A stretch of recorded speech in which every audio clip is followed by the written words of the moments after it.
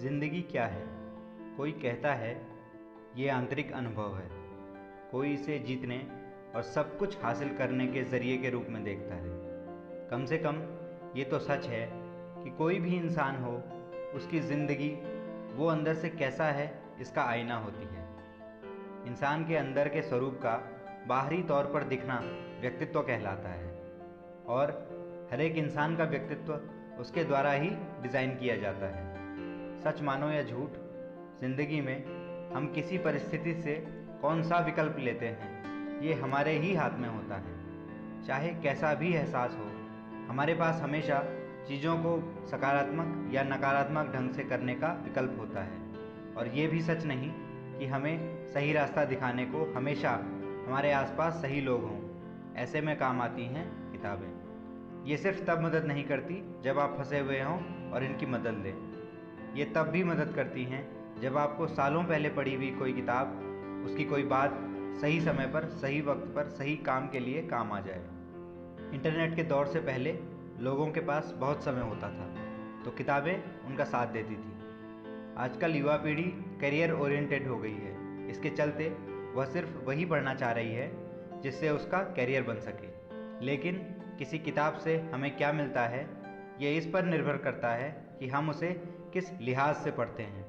Course की किताबों से हटकर अन्य किताबें इंसान के भीतर कल्पना अर्थात इमेजिनेशन को बढ़ाकर उसके व्यक्तित्व का विकास करती हैं।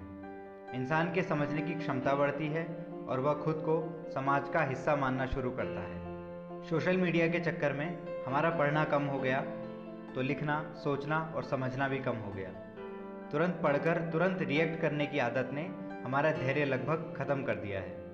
आप अपने आसपास देखिए, जो इंसान किताबें पढ़ना पसंद करता है वो कभी भी अकेलापन महसूस नहीं कर सकता, और इस वजह से कभी भी उदासी या डिप्रेशन में नहीं जाता।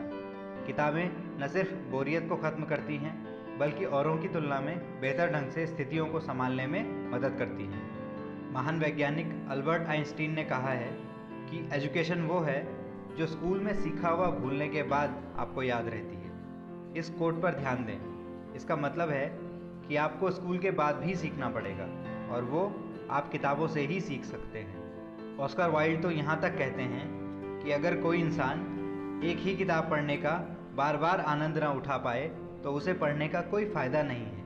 मतलब जब पढ़ने की मजबूरी ना हो तब आप क्या पढ़ते हैं, वही निर्धारित करता है कि जब आपके बस में ना हो तब आप क्या बनेंगे। अर्नेस्ट हेमिंग्वे ने कहा है कि एक किताब जितना वफादार कोई दोस्त भी नहीं है। वास्तव में शब्दों में हमें बदलने की शक्ति होती है। अध्ययन बताते हैं कि अपनी इच्छा से खुशी के लिए किताबें पढ़ना बच्चों के स्कूल के रिजल्ट पर भी अच्छा प्रभाव डालता है। ऐसे बच्चों की वोकैबुलरी बढ़ने के साथ साथ देश, दुनिया और समाजों को समझने की समझ भी बढ़ती जाती है। वैसे भी कहा गया है, a reader lives 1000 lives before he dies. मतलब जो हमेशा किताबें पढ़ता है वो मरने से पहले 1000 जिंदगियां जीता है। इस लाइन में किताबें क्यों पढ़नी चाहिए उसका सार है। किताबों से आप कुछ भी, किसी के बारे में भी सीख सकते हैं, और बाकी फ़ायदे तो हैं ही, जैसे मजबूत और तेज़ याददाश्त, शांत दिमाग, तनाव कम होना, अच्छी नींद, फोकस बढ़ना, हार्ट रेट ठीक रहना, शरीर में एनर्जी का बना रहना, वगैरह वगैरह।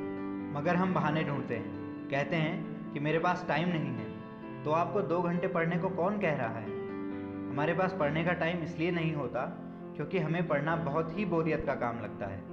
अमेरिका के बेस्ट सेलर लेखक Stephen King baseball tournament court में भी किताबों के साथ जाते हैं। तो हमें बस इतना करना है कि पहले 5 मिनट से शुरुआत करनी है और ऐसी किताब पढ़नी है जो आपके इंटरेस्ट की हो, और हर 5 मिनट के बाद ब्रेक लेना है। धीरे धीरे आपको आदत हो जाएगी। इसके साथ अगर हो सके तो अपने साथ हमेशा एक किताब रखने की आदत डालें, और कोई लाइब्रेरी या पुस्तक क्लब ज्वाइन कर लें, जिससे पढ़ने के लिए आपको साथ मिलेगा, आपका ग्रुप बनेगा, और कोई काम ग्रुप के साथ करना हमारी आदत बन जाता है।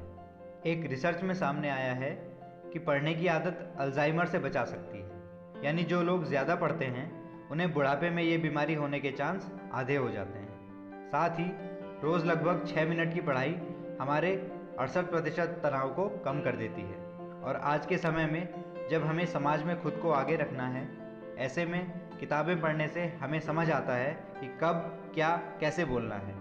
ये सीखकर हम चाहे नौकरी करते हों या व्यापार, सोच समझकर बोलकर सहकर्मियों और ग्राहकों से अच्छे संबंध बना सकते हैं। मेरा वीडियो देखने के लिए आपका बहुत बहुत धन्यवाद।